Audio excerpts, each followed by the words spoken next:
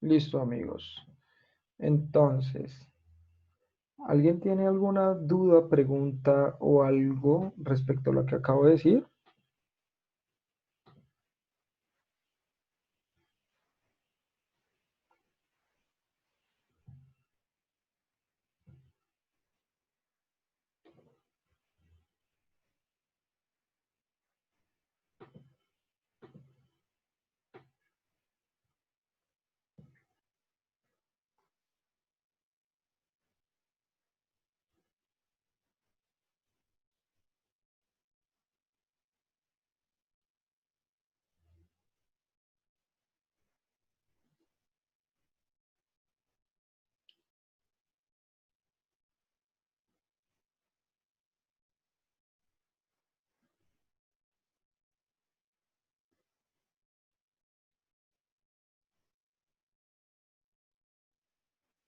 ¿No? Bien.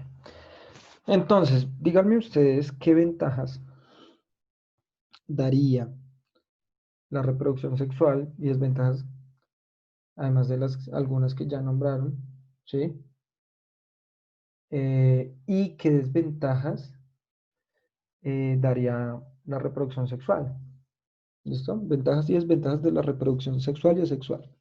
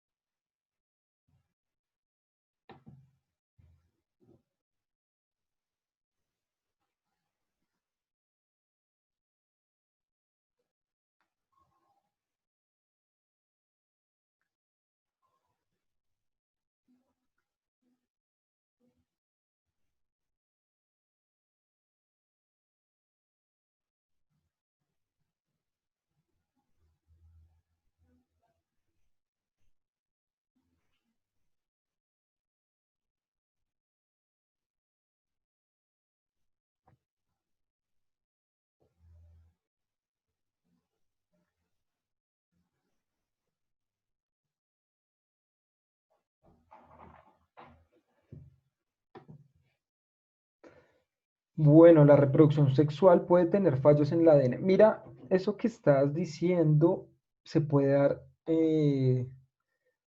de cualquier forma, ¿no? Digamos, por ejemplo, cuando nosotros hablamos del cáncer, es una falla genética o una falla en el ADN, bueno, en el proceso de reproducción de la célula eh, de forma asexual. Eso es el cáncer, ¿sí? Digamos que en los dos se puede dar esto. Ahora, tienes razón, en la reproducción sexual hay mayor probabilidad de que hayan fallos en el ADN, pero digamos que eso está protegido también por una serie de sustancias y proteínas que se encargan de destruir células dañadas, por ejemplo. Dice Fernanda, la asexual habría diversidad de plantas, ¿segura? ¿Segura? Valentina Corredor nos dice, pues en la sexual es más rápida, pero la sexual viene siendo más elaborada que la asexual. ¿Pero por qué? Desventajas con V de Torres ahí, amigo. Si cambia el ambiente, los individuos no se adaptan y la especie puede desaparecer. ¿Pero de cuál desventaja estás hablando? ¿De sexual o asexual, Torres?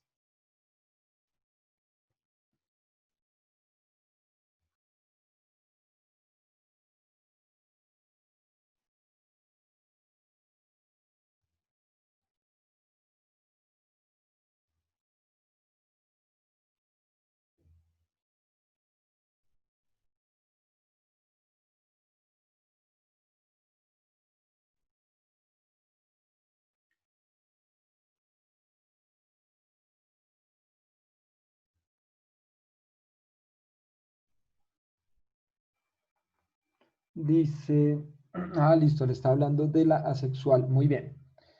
Listo, está súper bien, Torres. Mire lo que nos dice Torres, las desventajas de la reproducción asexual. Si cambia el ambiente, los individuos no se pueden adaptar y la especie va a desaparecer. Esto va a ser muy importante, esto que nos acaba de decir Torres, porque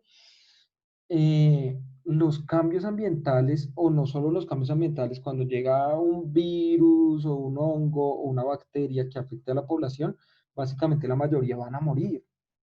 ¿Listo? Eh, Valentina nos dice, porque las células hijas pueden sobrevivir a más cambios ambientales. ¿De cuáles estás hablando, Valentina? ¿De la sexual o asexual? Valentina Díaz nos dice, cuando una célula haploide, o sea, un espermatozoide, se une con otra haploide, o sea, un óvulo, crea otro ser. Muy bien. Lo que nos está explicando Valentina Díaz es cómo se da la fecundación, ¿listo? Ese proceso se llama fecundación, cuando una célula sexual se une con otra célula sexual. Cuando el espermatozoide se une con el óvulo, eso se llama fecundación, ¿listo? O sea, dos células sexuales se unen para crear un nuevo ser. Y eso tiene variabilidad genética, por eso nosotros somos todos diferentes, gracias a la meiosis. Si nos reprodujéramos por mitosis, seríamos todos iguales. O sea, imagínense ustedes, bellos y hermosos como el profesor Miguel, todos y cada uno. Sería re chévere, porque todos serían lindos y hermosos y perfectos. Pero sería reaburrido porque todos seríamos totalmente iguales, ¿no? Y además eso nos haría muy débiles por lo que ya explicó Torres, ¿no? La reproducción sexual nos daría una ventaja, y no hablo solo respecto a los humanos, sino a todas las especies que tenemos reproducción sexual, y es que, miren lo que nos dice Valentina, porque las células hijas pueden sobrevivir a más cambios ambientales. La pregunta es, ¿qué hace que sobrevivan a más cambios ambientales? Sí es verdad, pero ¿qué? ¿Qué hace que sobrevivan a más cambios ambientales?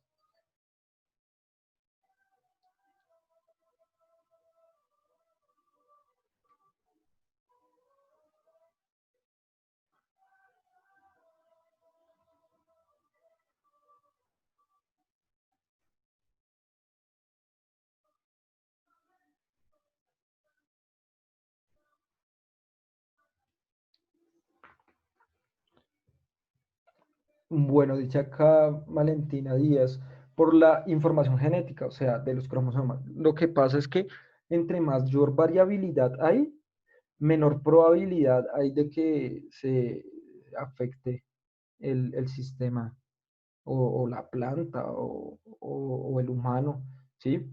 Pongo por caso, pongo por ejemplo, eh, imagínense que todos los humanos seamos iguales. Imagínense ese caso.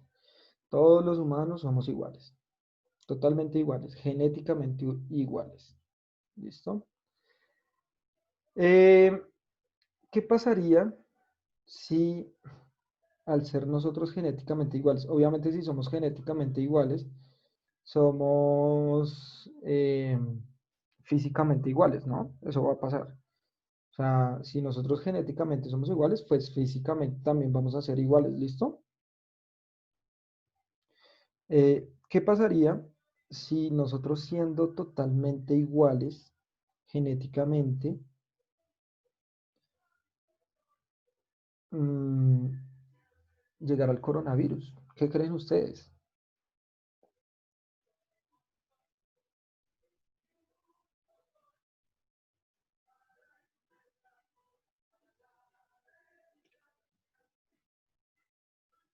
Nos morimos de una, ¿por qué, Paloma?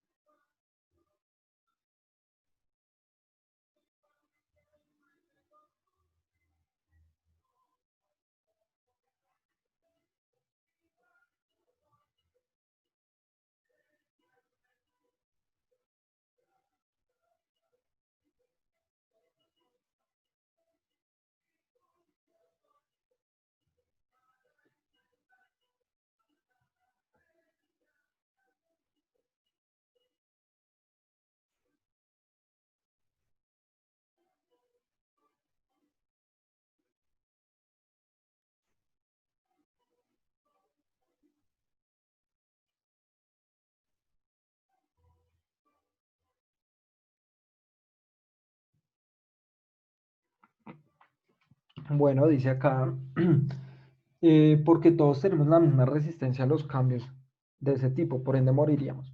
Entonces, miren, si nosotros fuéramos genéticamente iguales, cuando llegue el virus, digamos el COVID, mm, pues básicamente arrasaría con un 90% de la población si nosotros tuviéramos la misma información de defensa en el cuerpo. Por ejemplo, si nosotros fuéramos propensos a la neumonía y fuéramos todos iguales, pues seríamos todos muy débiles ante un virus de este tipo, ¿no? Seríamos muy débiles ante un virus de este tipo porque eh, todos nuestros cuerpos reaccionarían totalmente igual. Ahora, les voy a hacer una pregunta. En la actualidad, ¿qué está pasando con el virus? Teniendo reproducción sexual. Está matando a toda la población.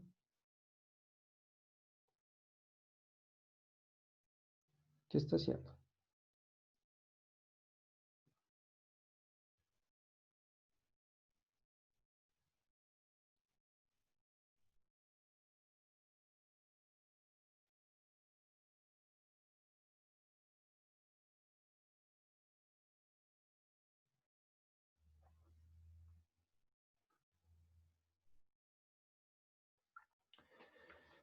Está matando a más personas de lo pensado. Bueno, ahí habría que ver datos.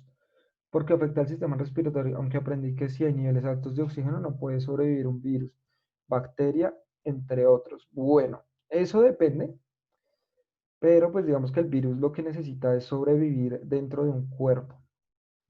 ¿Listo?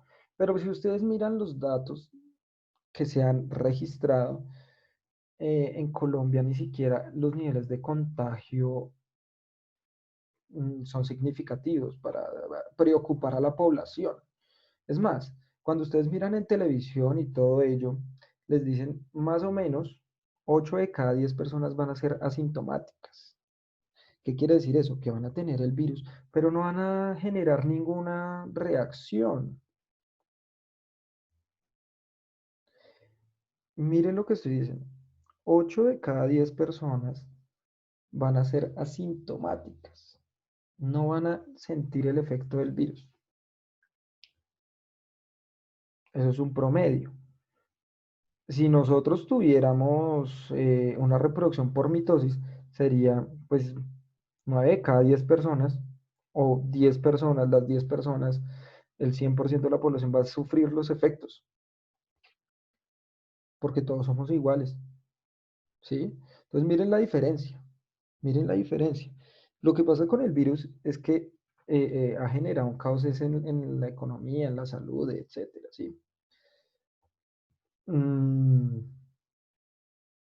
Entonces, eso va a generar unas transformaciones económicas, sí, pero hablándolo biológicamente, cuando hablamos desde la biología, en este caso nosotros vamos a tener que eh, la reproducción sexual va a dar unas ventajas increíbles, ya que al haber variabilidad genética en la meiosis, en la sexual, pues vamos a tener que nos va a dar diferencias en el código genético y si ataca a la mayoría de la población ciertos cambios ambientales o ciertos organismos que puedan llegar a afectarnos, pues básicamente estos no van a ser tan significativos porque nosotros no compartimos el mismo material genético, ¿listo? No van a ser tan significativos. Bien, eso hay que tenerlo muy en cuenta porque eh,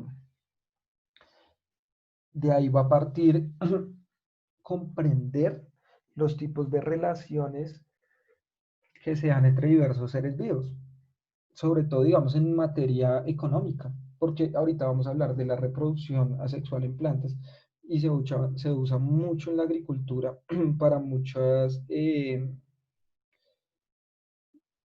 procesos, digamos, de producción y de venta de especies, ¿sí? Se va a usar muchísimo eh, este tipo de reproducción, pero eso va a tener unas consecuencias también en ese marco. Entonces, miren la imagen que está aquí en la pantalla. Tenemos un pedacito de rama donde nos explican ciertas partes de la hoja, ¿cierto? Entonces tenemos eh, la rama donde se empieza a abrir eh, una nueva hoja o una nueva rama, la vamos a llamar nudo, ¿cierto? Tenemos las hojitas, conocidas por todos, y tenemos otra partecita llamada yema. Para las plantas, sobre todo estas plantas muy desarrolladas, vamos a tener muy en cuenta esta parte llamada yema. ¿Listo? Porque es que la yema va a ser eh,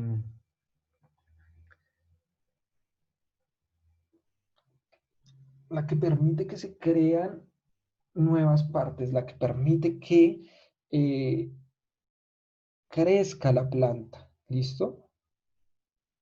Bueno, acá Valentín me escribe algo así. Profe, aunque si nos ponemos a pensar, dicen que no hay suficientes recursos para tantas personas, pero ellos al saber esto y que el Transmilenio por la séptima no se va a hacer porque no invierten el dinero de este proyecto en la prioridad del virus ahorita, bueno, mi amor,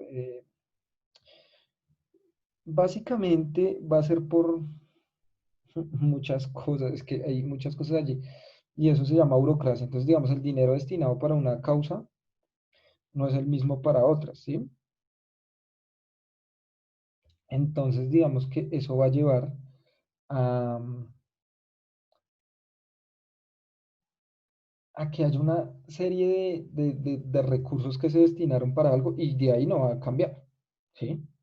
De ahí no va a cambiar.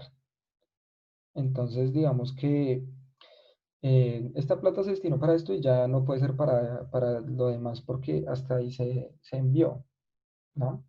Entonces, digamos que eso pasa mucho en países tan burocráticos como Colombia, eh, donde el dinero que se ha destinado para una causa no se puede llevar para otra. Es un problema organizacional y político muy fuerte.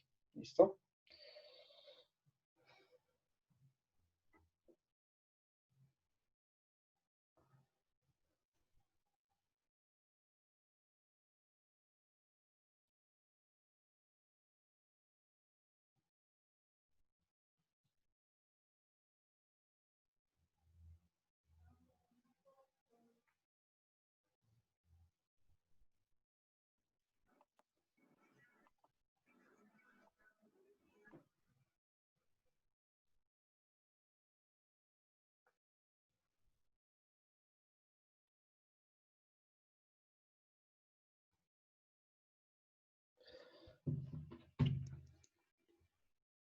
Bueno, entonces miremos, esto quiero que se fijen acá en esto que les está diciendo, las yemas. Las yemas van a ser una parte muy importante de la planta porque son las que van a permitir que crezca o que se desarrolle. Como nosotros bien sabemos, pues las plantas pueden llegar a vivir muchos siglos, ¿cierto? Sobre todo estos árboles grandes y robustos pueden llegar a vivir muchos años, pueden llegar a vivir demasiados años. Y eso es porque ellos tienen una capacidad mm, adaptativa de regeneración. Por ejemplo, nosotros no podemos compararnos con ellos porque las plantas no tienen, digamos, la misma dependencia de órganos como nosotros sí lo tenemos, como los animales lo tenemos. Por ejemplo, nosotros necesitamos del estómago, del intestino, ¿cierto? Y si bien las plantas tienen órganos, pues estos no tienen una dependencia tan directa unos de otros. Si se cae una hoja, pues tiene muchas más hojas, ¿cierto? En cambio, nosotros también tenemos otro problema y es que nosotros tenemos solo mitocondrias y ellas tienen mitocondrias y cloroplastos. ¿Qué pasa? El cloroplasto es el proceso de la fotosíntesis. De la fotosíntesis se libera oxígeno que la planta va a aprovechar en la mitocondria haciendo la respiración. Recuerden que las plantas hacen los dos procesos, fotosíntesis y respiración. ¿Listo? Y entonces va a ser ese mismo proceso y ella va a utilizar lo que se sale de un proceso y lo mete al otro proceso. Y luego eso que sale de ese proceso lo mete al otro. En otras palabras, lo que sale de la respiración, ese dióxido de carbono que sale de la respiración de la mitocondria, lo va a usar en el cloroplasto para hacer la fotosíntesis. Y ese oxígeno que sale de la fotosíntesis lo va a usar otra vez en la mitocondria con la respiración. Nosotros solo hacemos respiración, entonces vamos a liberar mucho dióxido de carbono y asimismo se van a generar muchos radicales libres, se llaman así, que son unas sustancias que nos van a oxidar todo el cuerpo, todas las sustancias, sobre todo el hierro de la sangre, y como reflejo eh, se va a expresar como la vejez. Así nos vemos como nos vamos envejeciendo a cada rato, ¿listo? Dice acá Valentina Corredor, profe, además que las plantas en algunos ambientes sufren más por parte de las estaciones. Por ejemplo, en otoño ya no tienen hojas de los árboles. Ah, bueno, acá es muy importante lo que está diciendo Valentina también, eh, porque las plantas que tienen estaciones, por ejemplo, cuando llega el otoño, se cae todo esto, ¿cierto? Todas estas hojas se caen y se ve totalmente, eh, ¿cómo decirlo? Se ve totalmente pelado, entre comillas, el árbol para prepararse para el invierno. ¿Por qué tiene que perder las hojas? Porque en el invierno va a caer nieve. Y si tiene hojas y se cubren de nieve, pues muy fácilmente se puede partir la rama y el árbol perdería eh, o la rama o parte del tronco, etcétera, ¿sí? Y podría llegar a morir. Cuando llega la primavera, gracias a estas yemas, es que pueden volver a surgir las plantas otra vez, ¿cierto? Florecer otra vez incluso en primavera, gracias a las yemas axilares. ¿Listo? Muy bien. Entonces, es diferente hablar de una especie, no solo de plantas, eh, sino de una especie cualquiera en un lugar que tiene estaciones a un lugar que no tiene estaciones. Eso también va a generar unas variabilidades genéticas. Sama dice, perdón, no está muy relacionado con el tema, pero según viene un artículo, la diversidad y la evolución están relacionadas. Estas se relacionan con el medio en el que se interactúa y las adaptaciones se realizan con el tiempo. No, mi amor, sí tiene que ver totalmente. Digamos, por ejemplo, cuando nosotros estamos hablando en este momento de esta yema terminal de que se puedan generar más hojas, perdón, o más plantas, eso tiene que ver con la evolución, tiene que ver con la adaptación. ¿Por qué? Porque recuerden que los genes son los que permiten que esto se dé.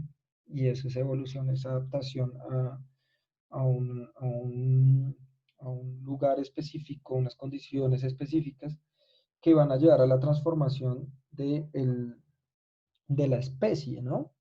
Entonces mira que sí tiene que ver totalmente porque hay una relación entre la evolución, la diversidad y los cambios del medio, de lo que llamamos el biotopo. Y esas adaptaciones toman mucho tiempo.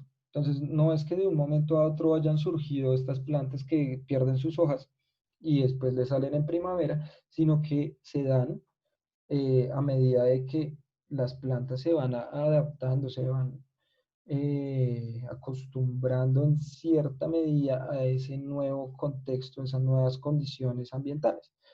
Lo mismo pasa, digamos, con las plantas. Ustedes ven acá en Bogotá muchas plantas que se les caen las hojas todo el tiempo.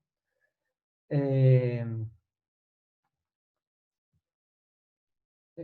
Se les caen las plantas, perdón, las hojas todo el tiempo. Y entonces, esas plantas uno puede deducir que no son de acá. Fueron plantas que fueron traídas y ellas, por los cambios ambientales, empiezan a perder hojas porque creen que van a pasar a una estación de frío, pero entonces vuelve y aumenta la temperatura y entonces la planta por dentro está haciendo un montón de procesos porque no son de acá, está intentando adaptarse pero no sabe cómo hacerlo. La mayoría de estas plantas suelen morir o suele dañar un ecosistema. ¿Listo? Bueno, chicos, acá les voy a mandar por el chat a todos el código del Edmodo de las coordinaciones. ¿Listo? Que ya me lo envió su hermana. Jack, es este. Con ese código, esa es la contraseña, pues, para entrar al curso de,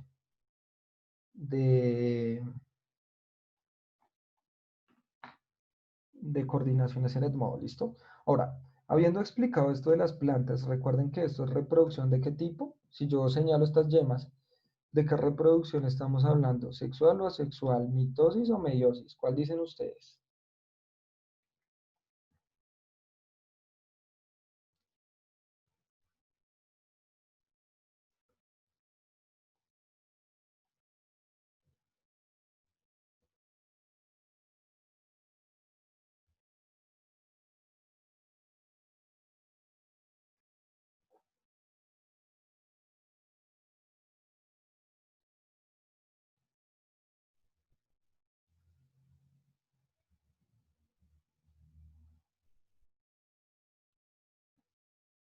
Muy bien, asexual y mitosis. Paloma y Torres están conectadísimos hoy. Muy bien, muchachos. Estamos hablando de asexual, o sea, de mitosis. Muy bien. Y esta va a ser muy importante porque las plantas van a tener ciertas formas de reproducción diferentes. Entonces vamos a ver esta imagen y quiero que miren lo siguiente. Entonces nosotros conocemos estas plantas, la mayoría de ellas las conocemos, son muy familiares para nosotros. eh, y se van a diferenciar por lo siguiente. Entonces, tenemos en el primer ejemplo una llamada tubérculo. ¿Qué es un tubérculo? Es un tallo que está dentro de la tierra, ¿cierto? Lo único que sale es la parte ya bien formada de las hojas, ¿listo? Y estas van a tener un montón de tallos, ¿cierto? Que se distribuyen a lo largo de la tierra, pero hacen parte de la misma planta. Es una reproducción asexual y se usa mucho. Ejemplo, las papas, ¿cierto? Pues la remolacha y acá pues nos sale boniato, lo llamamos la arracacha, ¿sí? Y va a ser muy útil para el campesinado. Yo no sé si ustedes tienen eh, algún familiar o se han relacionado con estos cultivos de papa.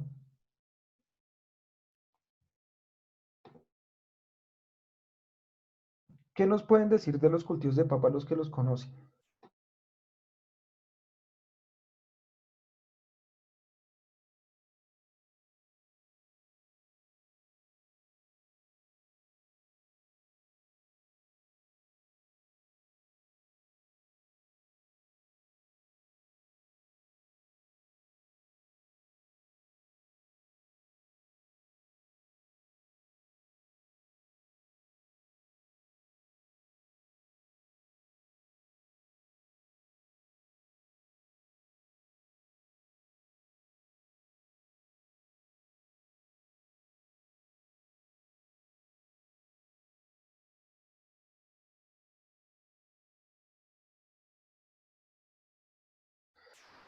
Bueno, que no sale de la planta, dice por acá.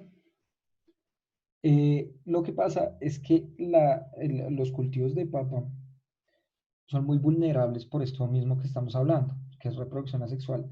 Los campesinos, cuando hay épocas de mucha lluvia y lo que llaman en el campo las heladas, dañan todos los cultivos, los vuelven nada, ¿sí? Y entonces ellos suelen perder mucho por esto. ¿Y por qué se da esto? Porque como es una reproducción asexual, y todas son iguales, tienen la misma información genética, pues no van a resistir a estos cambios ambientales. Pero va a ser muy buena en cuanto que es una reproducción asexual, pues se va a dar muy rápido, ¿no? Va a ser una reproducción muy pronta y rápidamente se va a recuperar. Entonces, digamos que tiene sus pros y sus contras, ¿listo? Tenemos estas hojas que se modifican, eh, que se llaman los bulbos, ¿no? Ahí tenemos como bulbos, hojas modificadas, la cebolla, recuerden que tienen capas, los ajos que también tienen unas capas, ¿cierto? Y van a ser los más conocidos por todos nosotros, vean, las hojas modificadas llamadas bulbos, van a ser también muy utilizadas si nosotros cogemos un fragmento de una cebolla y lo ponemos a tierra. Es muy probable, o en el agua incluso, que le salgan raíces y que le salga y que pueda aparecer otra cebolla, otro ajo, etcétera. ¿Listo?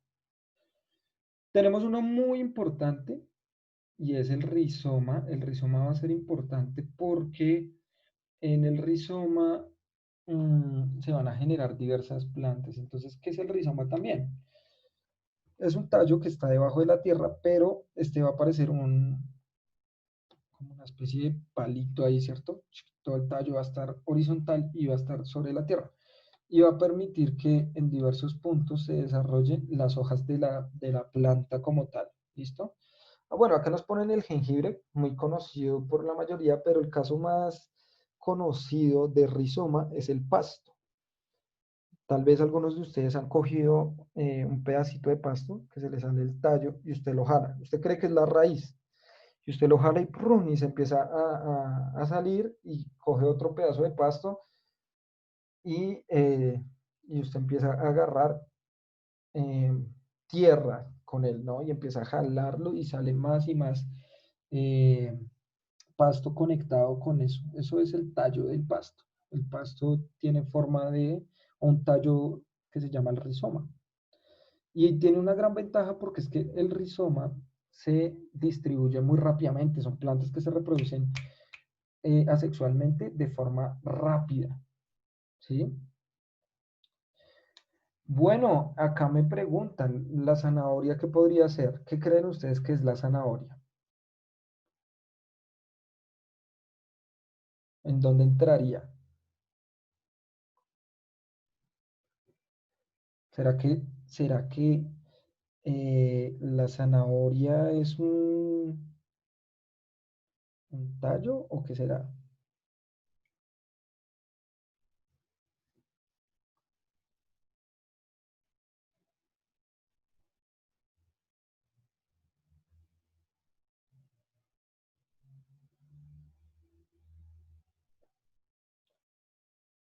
¿Es un tubérculo?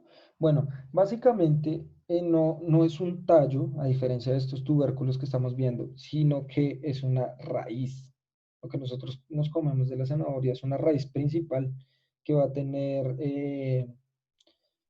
eh, raíces secundarias, ¿no? Lo que nosotros nos comemos con la zanahoria es la raíz de esa planta, ¿m? A diferencia de estos tubérculos que son tallos. Sí, recuerden cuando ustedes estaban en primaria y les mostraban las partes de la planta. Entonces, tenía raíz, tronco, ¿cierto? Ramas, hojas. En este caso, recuerden que las plantas no todas son árboles, ¿no? Sino que estas son eh, una raíz principal, que es la zanahoria. La zanahoria es una raíz eh, y esta va a producir las hojas de arriba, a diferencia de la papa o de los tubérculos, que los tubérculos sí son tallos como tal. O sea, este tallo es grueso, el tallo es la parte central de la planta y este va a producir las hojas. En cambio, la zanahoria es una raíz, pero por encima de esa raíz va a surgir el tallo y ese va a tener las hojas. ¿Hasta ahí bien?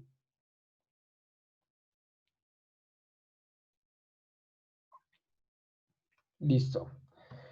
Bueno, vamos a tener, bueno, para lo que estaba diciendo también Valentina, en este caso que nos sale la zanahoria mm, va a permitir, eh,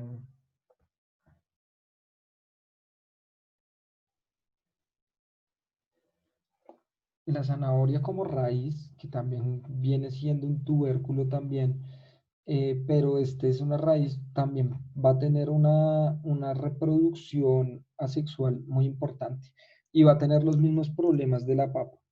Ahora, bueno, algo muy importante, a ver si ustedes me dicen, en los tubérculos, eh, en la zanahoria, en la papa, hay algo muy importante eh, y es una energía de reserva.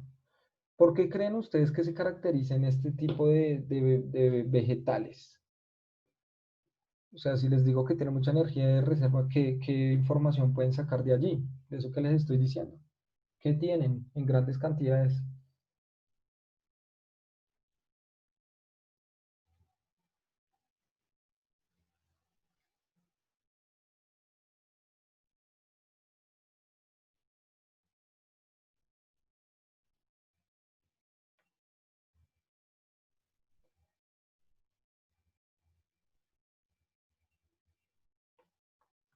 Muy bien, Sama. Sama nos está dando acá la respuesta, glucosa. Tienen, bueno, Valentina dice, aportan carbohidratos. Recuerden que la glucosa es un carbohidrato, se llama un monosacárido, es un carbohidrato sencillo.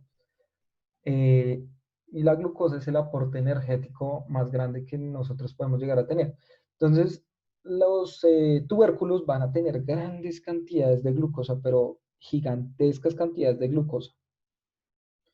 Una persona que tenga diabetes no puede comer grandes cantidades de papa, porque es que la papa, así no nos sepa dulce, o la zanahoria, así no nos sepa necesariamente dulce, eh, va a tener grandes cantidades de glucosa y le podría hacer mucho daño a esa persona. ¿Listo? Bien. Sigamos acá, que ya nos queda 2 minutos para no volvernos a conectar otra vez.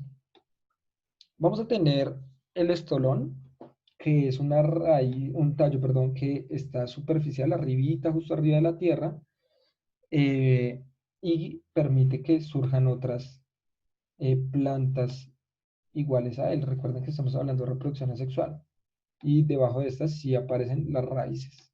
Pero estas plantas están conectadas por este tallo superficial, ¿no? Por este tallo que aparece acá. Miren acá. El ejemplo claro es la fresa, pero nosotros también podemos ver las hojitas del trébol, ¿sí? Entonces miren que incluso la conformación de las hojas van a ser muy parecidas, ¿sí? Se van a organizar en estas secuencias de tripletes. Bien. Y por último tenemos una muy importante, sobre todo para la experimentación en los cultivos, y es el esqueje. Es un fragmento de hoja, de madera, de palo allí que se usa y se entierra en la tierra, o se entierra más bien, porque si se entierra, pues es en la tierra, ¿sí o no? Como este que vemos acá. Entonces este se pone en la tierra y a partir de las yemas, empieza a surgir la planta, ¿no? A partir de la yema. Hay algo que se llaman los injertos, por ejemplo, no sé si conozcan el tomate de árbol injerto con mora, cogen un fragmento del tallo y le ponen un tallo de mora. Y cuando se produce el fruto del tomate de árbol aparece como moradito, porque tiene características de la mora también. No sé si lo sepan. Eso lo profundizaremos un poco el día viernes. Bueno, muchachos, vamos a dejar hasta allí. ¿Alguna pregunta antes de que se corte la comunicación? No nos vamos a volver a conectar. ¿Alguna pregunta?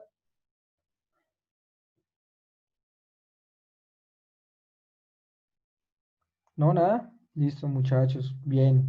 Buena participación. Así me gustan pequeños.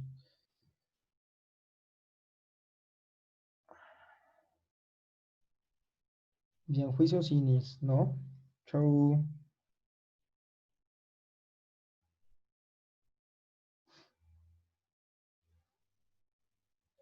Bye.